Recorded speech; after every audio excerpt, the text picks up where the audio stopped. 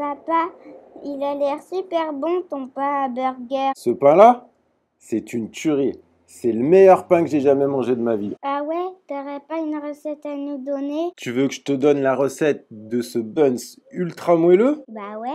Allez, c'est parti. Allez, venez les amis, on va découvrir la super recette secrète du Buns. Pour réaliser cette recette, on aura besoin de 520 g de farine. Alors vous pouvez prendre une T65 du commerce, ça fera très bien l'affaire. On aura besoin de 365 g de lait. On aura besoin de 60 g de beurre, de 25 g de sucre, de 25 g de levure fraîche de boulanger, d'un œuf et de 6 g de sel. Dans un premier temps, on va mélanger l'œuf, le lait,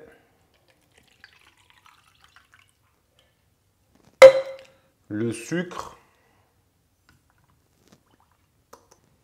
le beurre que je vais préalablement faire fondre.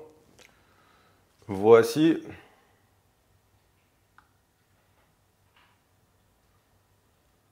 Et la levure que je vais préalablement émietter. Je referme mon shaker. Alors si j'ai pas de shaker, je peux tout à fait mélanger ça avec un fouet dans un bol ou n'importe quel autre récipient. Je vérifie qu'il soit bien fermé. Une fois que c'est bien mélangé, je viens rouvrir mon shaker et je vais attendre 10 minutes. Laisser reposer ce mélange pendant 10 minutes pour activer la levure. Allez, les 10 minutes sont écoulées. Je vais maintenant verser tranquillement tout ce liquide dans la cuve du pétrin. Je vais y verser également toute la farine. Je rajoute mon sel par-dessus.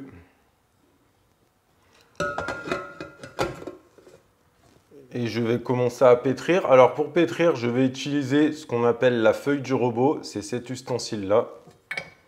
Donc je viens le mettre en place. Et je pétris tranquillement. Je commence mon pétrissage tranquillement en vitesse 1.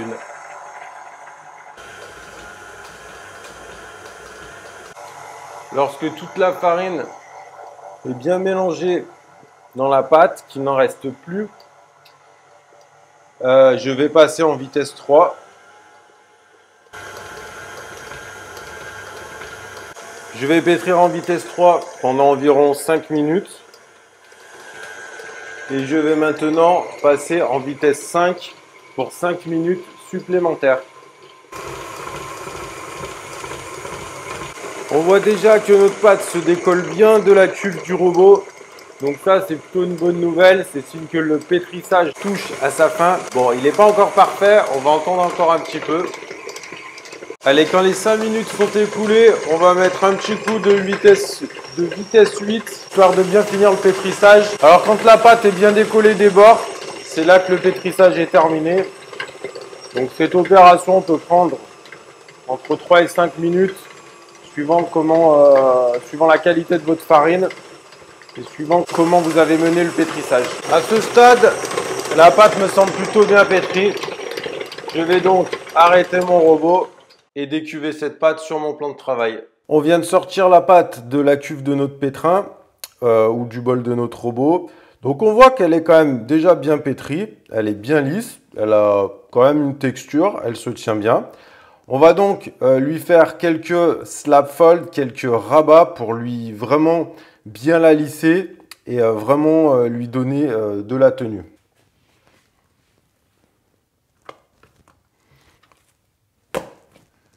Voilà, on voit qu'elle vient super bien. Alors l'idée c'est de poser la pâte sur le plan de travail et avec les mains, je referme, je rabats dessus. Je viens la reprendre sur le côté, soudure sur le haut et je fais pareil, j'étire et je renvoie. L'idée c'est de le faire avec un geste rapide. Donc là j'en ferai pas plus, on voit que ma pâte a une belle résistance, a une belle tenue.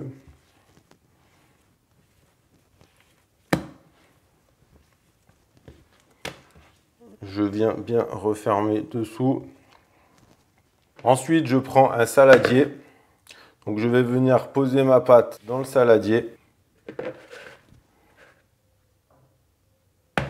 Je referme mon saladier hermétiquement. Et je vais laisser reposer cette pâte, idéalement 1 heure à température ambiante. Le but, c'est qu'elle double de volume. Donc, quand elle a doublé de volume, on passera à l'étape suivante. Allez, l'heure est passée, on découvre notre pâte. Donc là, on voit qu'elle a plus que doublé de volume. Je vais donc maintenant la sortir sur mon plan de travail. Pour ça, je vais fariner légèrement pour qu'elle ne colle pas trop.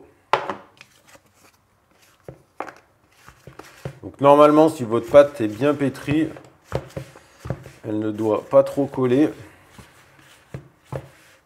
Donc là, on voit que ça a bien poussé.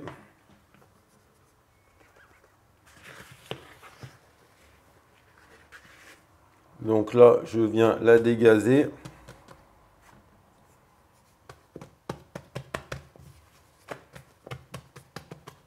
Donc dégazer, ça signifie faire sortir l'air qui est présent dans la pâte. Voilà, donc cette étape va permettre une seconde pousse. Ensuite, je vais découper ma pâte et je vais réaliser des pâtons de 100 grammes.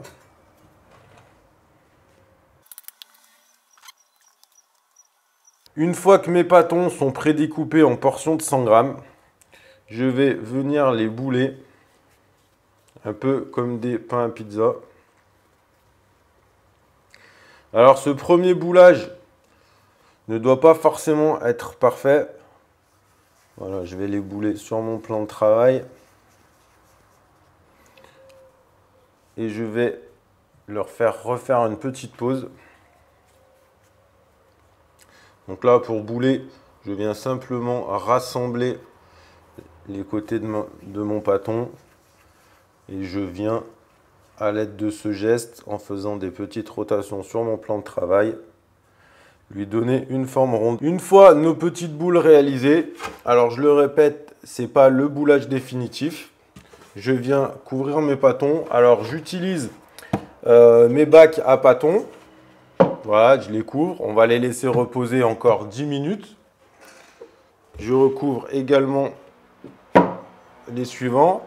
Si jamais vous n'avez pas ce type de bac à pâtons pour couvrir vos pâtons, prenez simplement un linge et recouvrez vos pâtons avec un linge propre. Ensuite, on laisse à nouveau reposer 10 minutes et on viendra former définitivement nos petites boules. Les 10 minutes sont écoulées.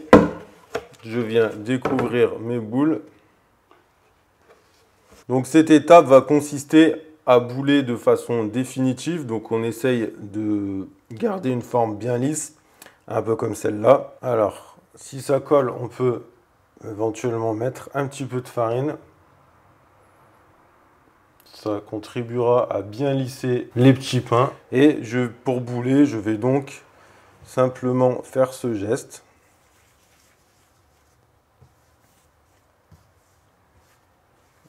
Voilà, donner une forme ronde à mon pâton. Voilà, quand je vais donner une bonne forme, alors faire attention que ce soit le plus rond possible, sinon ça risque de pousser un peu dans tous les sens. Une fois que j'ai fini, je viens placer mes pâtons, donc bien fermés dessous.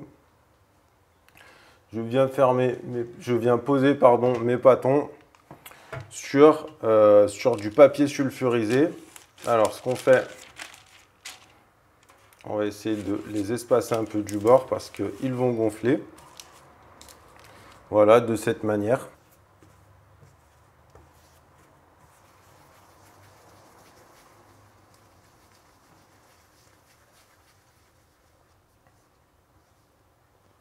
Voilà, quand ils ont une belle forme ronde, allez, on vient les mettre ici. Donc sur cette plaque de cuisson, j'ai pris la peine de bien espacer mes pâtons, parce qu'ils vont continuer leur expansion et idéalement à la cuisson, il faut éviter qu'ils se touchent trop.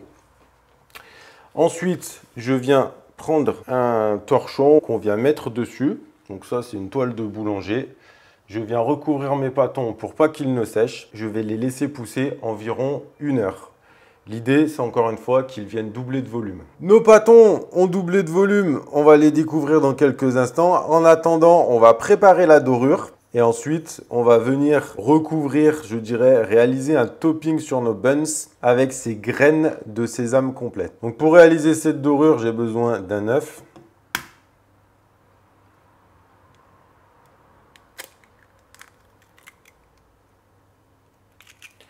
Et je vais également utiliser 30 g d'eau, histoire de le diluer un peu. Ensuite, je mélange bien mon œuf. Je réserve ça de côté. On va maintenant découvrir nos super buns qui ont bien doublé de volume. Voilà, là on voit qu'ils sont vraiment pas mal. Alors, ils risquent de se toucher un peu à la cuisson, mais c'est pas super grave. On pourra quand même les décoller.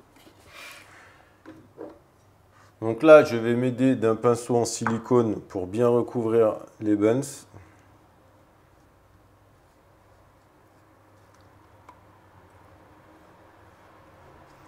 Alors, j'hésite pas à aller bien sur le côté.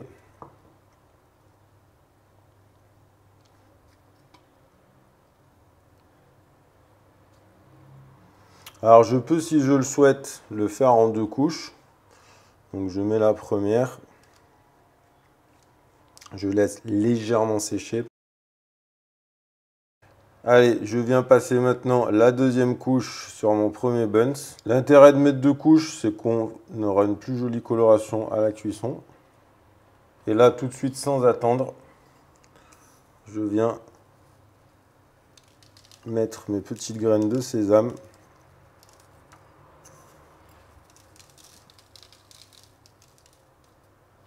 Sur le dessus de mon buns.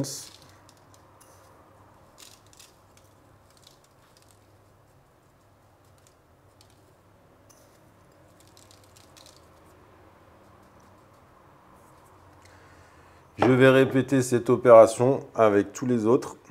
Voilà, on vient de finir de réaliser le topping de nos buns. Alors on peut appuyer légèrement sur le dessus pour les aplatir un peu.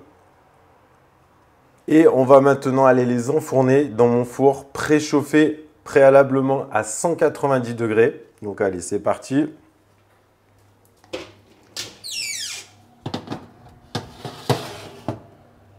Donc là, je suis chaleur au bas, donc pas chaleur tournante, on évite. Et je vais les cuire pendant environ 15 minutes. Alors, la fin de la cuisson va se faire à l'œil. On verra en fonction de la coloration désirée. On pourra soit rallonger la cuisson, bon, éventuellement la raccourcir, mais normalement 15 minutes, ça va être un temps idéal. Allez, à tout à l'heure. Allez, les 15 minutes sont écoulées. On ouvre le four et on découvre nos magnifiques buns qui ont bien gonflé. Ils sont vraiment super beaux. Ils ont une superbe coloration sur le dessus. Regardez comme ils ont bien gonflé. Regardez comme ils sont beaux. Là, on imagine déjà le steak bien juteux à l'intérieur. Bon, allez les amis, il ne faut pas perdre de temps. Je vais vous expliquer une petite astuce. Quand vous avez réalisé des buns, peut-être que vous n'allez pas manger 6, 8 ou 10 hamburgers d'un coup. Là, je crois qu'on en a réalisé une dizaine.